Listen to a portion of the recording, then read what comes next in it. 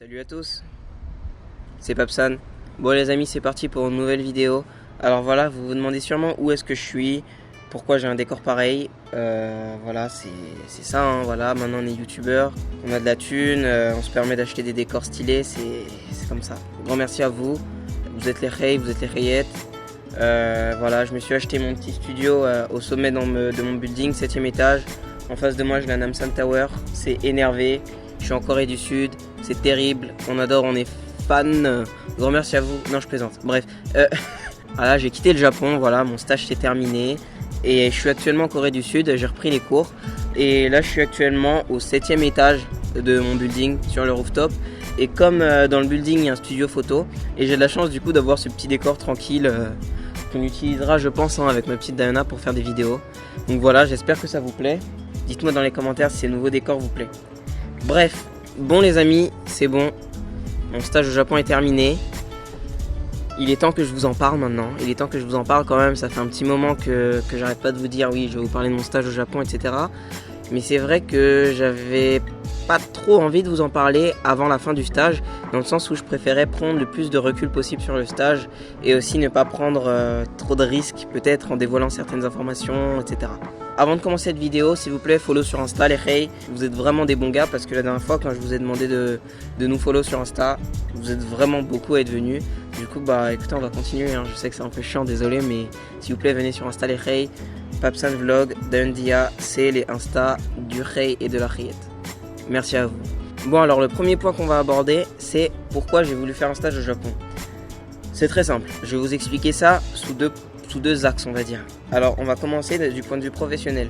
Du point de vue professionnel, faire un stage au Japon, surtout mon premier stage, c'est pas négligeable. C'est pas négligeable dans le sens où, dans le futur, par exemple maintenant, je suis actuellement à la recherche d'un nouveau stage de 6 mois, et ben le fait d'avoir fait un stage au Japon plus tôt, et ben ça m'ouvre énormément de portes. Ça sera beaucoup plus simple pour moi de trouver un stage à l'étranger, ou bien même trouver un emploi. Ils vont se dire que je suis quelqu'un qui est capable en fait de m'adapter à un nouvel environnement, alors que je suis quand même assez jeune, hein, que je suis capable de parler plusieurs langues, que je suis quelqu'un en fait qui sait s'adapter. Et ça, je pense que c'est une qualité assez importante dans le monde du travail. Quand quelqu'un sait s'adapter, il peut travailler n'importe où. J'ai maintenant le prestige de pouvoir dire j'ai fait un stage à Tokyo. Ça pèse quand même. Ça pèse vraiment. Je suis vraiment super content d'un point de vue professionnel d'avoir fait ça. Je sais que ça va m'ouvrir énormément de portes.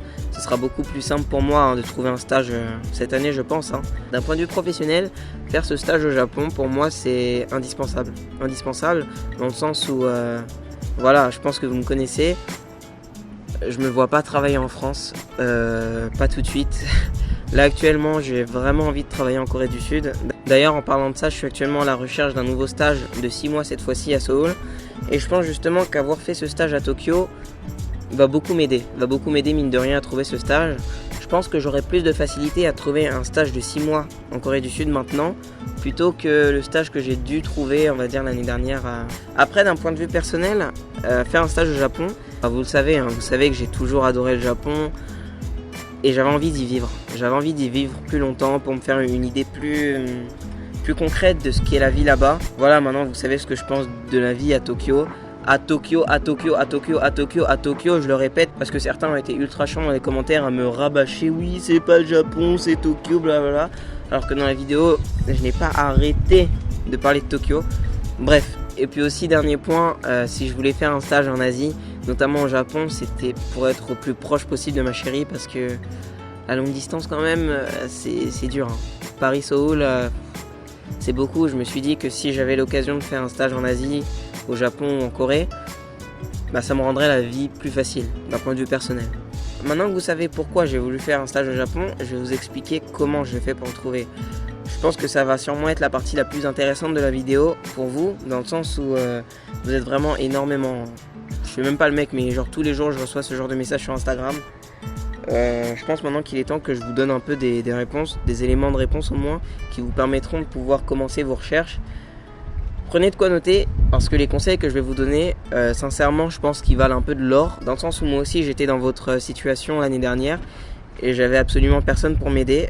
J'étais obligé de me cantonner aux vieux sites internet, aux vieux articles de blog, comment trouver son stage au Japon, blablabla.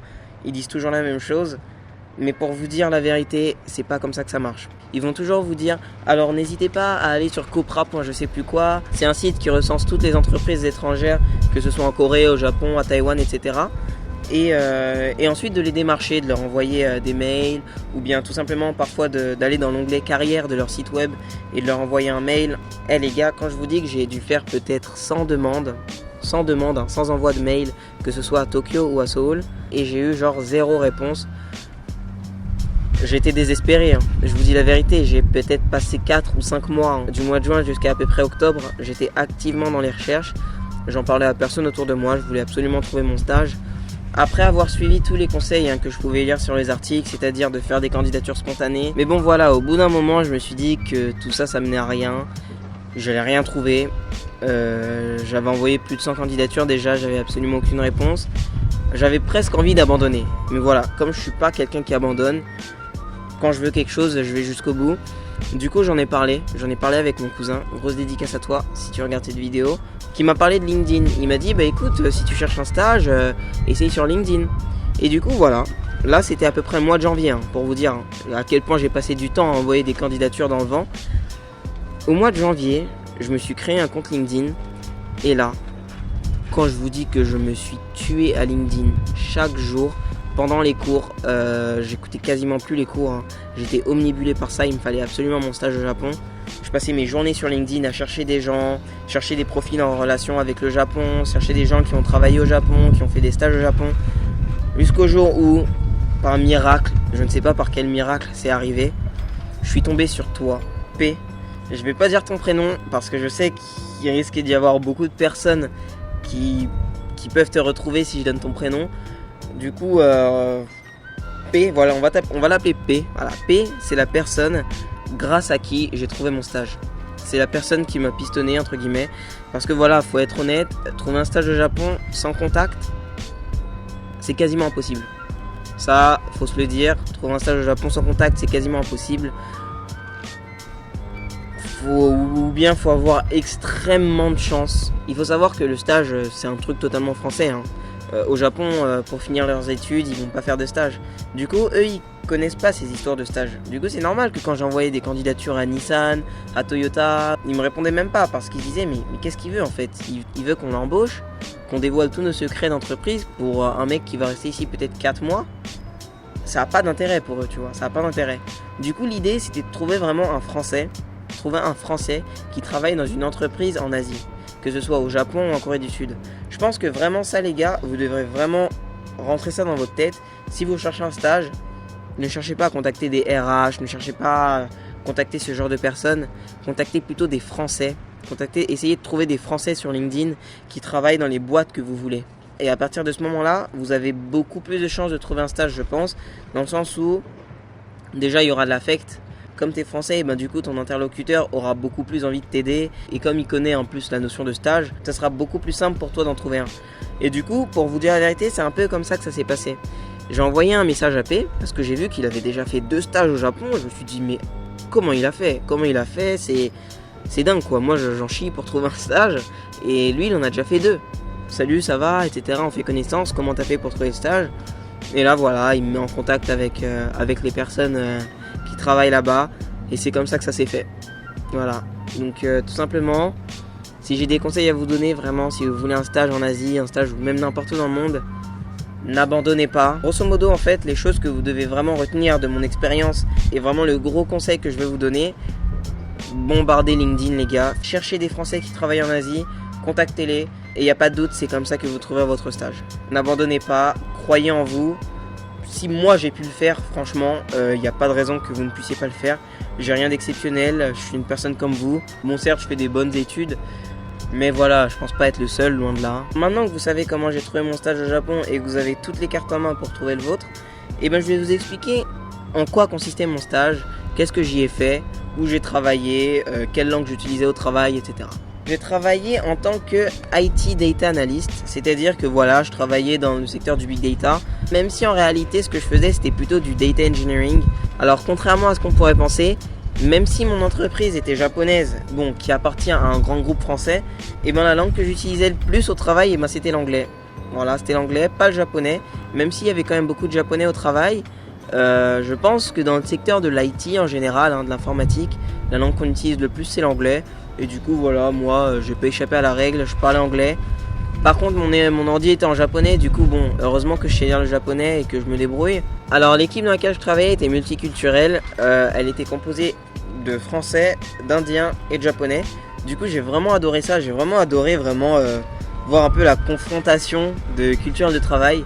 Vraiment un truc qui était marrant quand même, c'est que pendant les réunions, je pouvais voir la multiculturalité de mon équipe dans le sens où les Français, les Indiens et les Japonais ne réagissaient pas de la même façon aux exigences de la manager en fait. Quand la manager donnait, je sais pas, une mission assez conséquente dans un laps de temps assez court, assez restreint, et ben t'avais toujours les Français qui disaient ah ouais bien sûr c'est possible, y a pas de problème, t'inquiète pas on va le faire. Et les Indiens qui disaient ah ouais ça pourrait être possible, oui pas de problème, un peu comme les Français. Et puis t'avais les Japonais qui disaient ah sore wa chotto. C'est toujours un peu pessimiste, c'est marrant parce que c'était vraiment les deux extrêmes. Les Français ultra optimistes et les Japonais ultra pessimistes. Du coup bah t'avais un peu les Indiens un petit peu au milieu qui étaient ni trop pessimistes ni trop optimistes. Et du coup moi je trouvais ça super intéressant de voir des cultures du travail différentes se confronter. Et c'était marrant, voilà. Je vais pas en dire plus sur mon stage en lui-même parce que ça risque d'entrer dans des notions assez techniques. Maintenant vous vous demandez peut-être qu'est-ce que ça fait de travailler dans une boîte japonaise, s'il y a des choses qui m'ont surprise, etc. Bon écoutez, ouais quand même il y a des choses qui m'ont surprise mais pas tant que ça. C'est sûrement parce que c'est quand même une entreprise appartenant à un groupe étranger. Du coup même si la boîte est japonaise, on n'est pas réellement dans l'ambiance d'une entreprise japonaise. Les gars, ça je pense que ça va vous surprendre, ça me surprenait aussi, mais il était pas rare de voir mes collègues partir du travail à 23h, enfin non je les voyais même pas du coup, parce que moi je partais à 18h, mais ouais, j'avais parfois mes collègues qui restaient au travail, qui arrivaient au travail à 9h30 et qui pouvaient rester jusqu'à 23h minuit, c'est comme ça. C'est vrai que ça m'avait assez surpris quand même de voir mes collègues parfois partir du travail avec le dernier train. Mais bon, c'est comme ça, je m'y attendais un peu, c'est pas la chose qui m'a le plus surpris. S'il y a vraiment une chose qui m'a surpris, c'est les Japonais. Vraiment, les Japonais au travail, ils sont surprenants. Ils sont surprenants dans le sens où, pendant leur pause déj, ils dorment. J'en voyais souvent dormir sur leur bureau comme ça. Dormir pendant peut-être une demi-heure. Ils sont tellement crevés, les mecs, les pauvres, que pendant leur pause déjeuner, ils dorment. Ou bien un autre truc qui était un peu surprenant, c'était de les voir courir dans le bureau. Pour aller d'une pièce à l'autre, les mecs ils couraient ou bien ils marchaient super vite. S'il y a vraiment un truc par contre qui m'a choqué et que je trouve un peu désolant au Japon, c'est la hiérarchie. Mais en fait, je vais pas vous dire oui, tu dois respecter ton aîné, tu dois respecter ton supérieur. Ok, ça on le sait. Mais le truc qui m'a vraiment surpris au niveau de la hiérarchie, c'est que c'est normal en France d'avoir des jeunes avec des gros postes qui sont product owners ou je ne sais pas quoi alors qu'ils ont que 30 ans. Mais au Japon, en tout cas dans mon entreprise, à chaque fois que je faisais des réunions et que je devais présenter le travail que j'ai fait, à chaque fois les mecs avec des gros postes, c'était des vieux. J'ai l'impression qu'au Japon tu peux pas voir des jeunes avec des gros postes. C'est vraiment une progression linéaire quoi. C'est linéaire, t'es jeune donc t'as des petits postes, après tu grandis petit à petit, jusqu'à avoir 60 ans ou 50 ans et là t'as un gros poste. Peut-être que je me trompe parce que voilà c'est mon expérience, j'ai travaillé qu'une seule fois au Japon. Encore une fois, je préfère faire le disclaimer avant qu'on vienne me fatiguer dans les commentaires. C'est mon avis personnel, mon avis, watashi no avis des, watashi no avis des. Arrêtez de me fatiguer maintenant des commentaires, à me dire ouais mais tu dis on est à Tokyo, ouais, Japon, Tokyo c'est pas le Japon, bah, c'est bon j'ai compris, je sais très bien. Bref, vous m'avez saoulé. Bang, bang, bang, vous m'avez saoulé. Yay, yay, yay, yay. Si je devais faire un bilan de cette expérience, c'était peut-être une des expériences qui aura le plus d'influence sur ma vie professionnelle. J'ai fait un stage à Tokyo dans une grosse boîte, dans un secteur qui me passionne. Parce que voilà, de base, moi j'étais électronique, système embarqué. Et voilà, ce stage au Japon, ce stage chez Beep m'a totalement réorienté. Et maintenant, ce que je veux faire, c'est vraiment du data engineering. J'ai adoré ça, c'est vraiment super intéressant. Donc voilà, d'un point de vue professionnel, ce stage m'a permis de trouver ma voie. Ça va aussi m'ouvrir un max de portes, un max d'opportunités. Pour vous dire la vérité, je commence déjà à recevoir des mails sur LinkedIn. J'ai reçu un mail d'Amazon Japan la semaine dernière qui me proposait déjà un CDI à Tokyo. Mais c'est incroyable, vous vous rendez pas compte la puissance de LinkedIn, vraiment. Encore une fois, ne négligez pas cet outil, c'est vraiment extrêmement important. À côté de tout ça, ce stage au Japon m'a permis de me faire un max de contacts dans le monde professionnel. Je pense que vous ne me croirez même pas si je vous disais que j'ai rencontré le PDG de Bouygues Asia, de Orange Asie, bref. C'était n'importe quoi ce stage, j'allais à des événements de networking et c'était vraiment, je pense, un des éléments clés de mon stage ici. J'ai adoré ces trucs-là, c'était trop bien de pouvoir rencontrer des gens, de rencontrer des gens qui travaillent en Asie. Et puis le fait aussi de côtoyer que des personnes comme ça, qui vivent au Japon, en Corée, qui parlent plusieurs langues, etc. Et ben t'as l'impression que c'est devenu normal. J'ai l'impression que c'est normal maintenant pour moi de rencontrer des gens qui parlent 2, 3, 4 langues. Alors qu'en fait, c'est pas du tout normal. C'est pas normal. Quand je rentre en France, même dans mon entourage, hein, je connais beaucoup de personnes qui parlent pas très bien anglais, juste anglais, et du coup ça fait que 2 langues. Alors que ici, je sais pas, je rencontre plein de gens qui parlent plein de langues. Je suis vraiment content d'avoir l'opportunité de côtoyer ces personnes-là, parce que j'ai l'impression que moi aussi ça me fait grandir et ça me fait un peu augmenter mon niveau de normalité. Je sais pas si vous voyez ce que je veux dire. Bien sûr, avant que cette vidéo ne se termine, j'aimerais remercier quelques personnes. 3 personnes. Les 2 premières personnes que j'aimerais remercier, c'est toi mon gars, P. Un grand merci à toi mec, je m'incline. Merci à toi, franchement, t'imagines même pas ce que t'as fait pour moi, je pense. Ce que t'as fait pour moi, c'est sans prix. Je te l'ai répété maintes et maintes fois par message, maintes et maintes fois dans la vraie vie. Et je te le répète encore une fois sur YouTube devant 40 000 personnes. Si t'as besoin de quoi que ce soit, je suis là mon gars. La deuxième personne que j'aimerais remercier, c'est mon gars Hervé, voilà. Hervé, c'est le best maître de stage ever. J'ai eu énormément de chance de t'avoir mec. Merci pour toutes les choses que tu m'as enseignées. Merci pour les barres de rire, merci pour les super restos que tu m'as fait découvrir à Asakusa. Nos petites pauses déjeuner étaient ultra cool, on a bien discuté, on rigolait bien. Merci de m'avoir fait découvrir la Bretagne et sa culture, je connaissais pas, du coup grand merci à toi. C'était vraiment un énorme plaisir de travailler avec toi et qui sait, peut-être qu'un jour on aura encore l'occasion de travailler ensemble, hein, que ce soit au Japon ou en Corée du Sud. Et bien évidemment, la 3e personne que j'aimerais remercier, c'est toi ma chérie. Et oui, c'est toi ma chérie, tu t'en rends peut-être pas compte. Mais la motivation, je ne l'ai pas trouvée tout seul. C'est toi qui me l'as donné la motivation pour trouver le stage. Donc un grand merci à toi ma chérie. Je t'ai même mentionné dans mon rapport de stage pour tout te dire. Mais merci pour toute la motivation que tu m'as donnée. Merci de m'avoir entraîné pour l'entretien. Tu me rends vraiment meilleur en fait. C'est cliché de ouf de dire ça mais je m'en fous. Canard Gang, on s'en tape. Merci à toi ma chérie, tu me rends vraiment meilleur. T'imagines pas tout ce que tu fais pour moi au quotidien. Et j'ai vraiment énormément de chance de t'avoir. Je t'aime. Voilà. Canard Gang, Balek.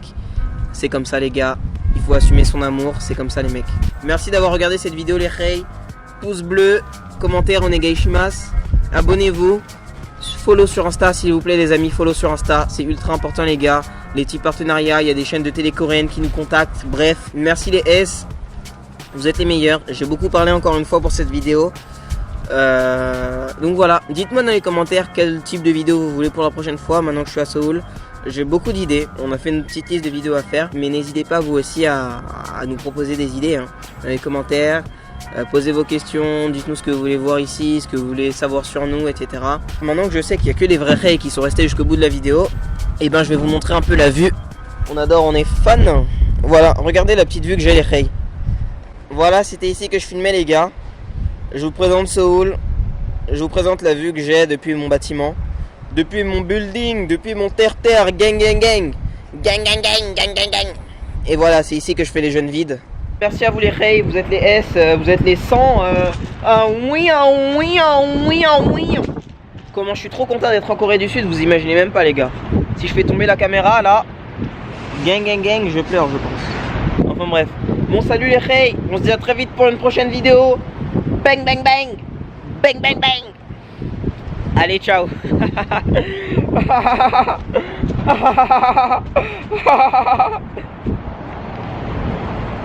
Ciao.